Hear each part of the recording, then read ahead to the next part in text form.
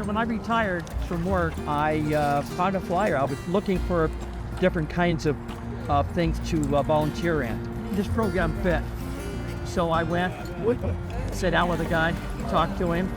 They became a dog and pony show, you know, what they did and whatnot. So I said, sure.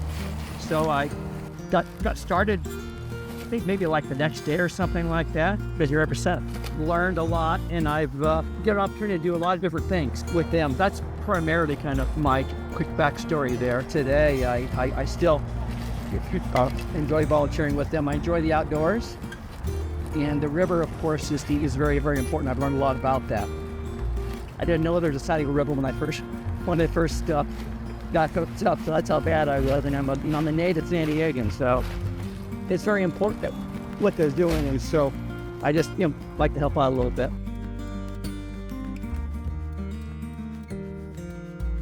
I love the river. I love being outside, and the people that I volunteer with are the coolest people I've ever known. I found it through signage, walking along Mass Park in Santee and the Walk Preserves, and I looked them up online and just started getting involved after I got retired. I like the way it looks when there's no trash in it. It bothers me the idea that the trash becomes little dams and keeps our river flowing from the way that it should flow. And I don't like the idea of the little berries getting all messed up in the trash.